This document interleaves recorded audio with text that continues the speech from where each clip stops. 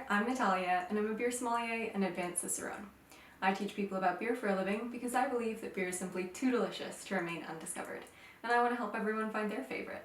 Today we're going to talk about water. Why? Of beer's four main ingredients, it's the one used in the highest volume by far. For a quick introduction to all of beer's ingredients, check out this video first, then come on back here to learn more about water and how it can impact beer's flavor. Ready? Let's get started. If you can believe it, just over 90% of an average pint of beer is water. But not just any water. Water that's used for brewing is technically called liquor. At a minimum, it must be of pure drinking quality, free from contaminants, and contain a small amount of copper and zinc for yeast health. Water doesn't just serve as an environment for fermentation, though. It can have a significant impact on beer's flavor in its own right, primarily because of the minerals it contains and the effect they have on the brewing process. Water chemistry is highly dependent upon location. After rain falls, it travels over different soils, sands, and mineral-rich rock deposits, occasionally picking up compounds like calcium and magnesium that alter the local water supply.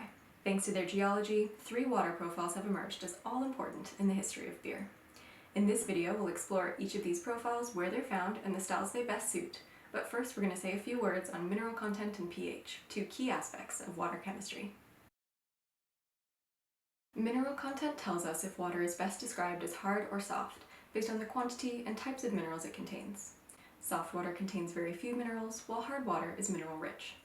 The types of minerals then determine whether this hardness is considered temporary or permanent. Hardness is considered temporary if the minerals can be removed by boiling, while permanent hardness requires more complex treatments like reverse osmosis to remove those minerals. Water containing calcium carbonate is temporarily hard and is better suited to certain beer styles than permanently hard water containing calcium sulfate, for example, but we'll come back to this in a bit. pH tells us whether our water is acidic, alkaline, or neutral. Pure water has a neutral pH of 7, a lower number indicates acidity, while a higher number indicates alkalinity. Why does this measure matter? During the first step of the brewing process, called mashing, malt starches are converted to sugars by enzymes within the grain. Enzymes are molecules that help speed up chemical reactions, but these enzymes only function within a specific pH range. Confusingly, it's not actually the pH of the water itself that matters, but the pH of the water once combined with the grains, as malt can also influence mash pH. Yes, this stuff is rather complex, but given its importance, it's probably no surprise to learn that the pH scale was developed by a scientist at a brewery. Now that we've learned a bit more about mineral content and pH, let's have a look at our first water profile. London, Dublin, and Munich all have water supplies that are high in calcium carbonate. Calcium carbonate dissolves into water that comes into contact with limestone, and it makes the water slightly alkaline, heading towards the double digits on the pH scale. This alkalinity does not interact well with hops. It makes their bitterness astringent and unpleasant. So, brewers in these cities decided to focus on malt, and in particular, dark malt. Why? When roasted, dark malt becomes slightly acidic, so when added to the brew, it helps to balance out the alkalinity from the hard, high carbonate water. Hence why we've got these cities to thank for the following dark beer styles: London's English Porter, Dublin's Irish Stout, and Munich's Dunkel or Dark Lager. So what water profiles do work well with hops? You're about to find out. The wells in Burton on Trent in England contain a compound called calcium sulfate, also known as gypsum. Gypsum makes for crisp, dry, and very hoppy beers. Why? It increases enzyme activity during the mash, enhances fermentation, and encourages yeast to settle. This means that most of malt starches are converted to sugars, which are then fully fermented by yeast. With little fermentable sugar left in the finished beer, it's dry, has good shelf stability, and is crystal clear. Gypsum also accentuates hop bitterness, making it assertive but not astringent, so a high volume of hops can be used in the brew. This is why Burton is best known for giving rise to the India Pale Ale, a pale, bitter, and hop-forward beer that has brilliant clarity and a crisp, dry finish.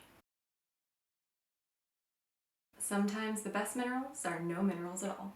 The water in Pilsen in the Czech Republic, where the Czech Pilsner lager originated, contains very few minerals. While Czech Pilsner is highly hopped, its bitterness isn't over-exaggerated by any minerals in the water, for example, so it doesn't overpower the style's soft maltiness. This allows for the flavors of the local malt and hops to really shine.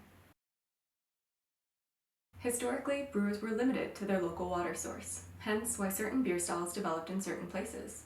Brewers had to produce styles that best suited the water that was available.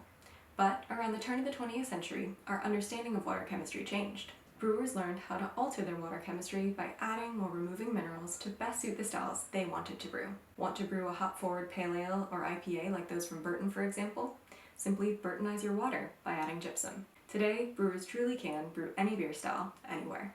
As you've probably gathered, water chemistry is rather complex, and this is just a basic introduction.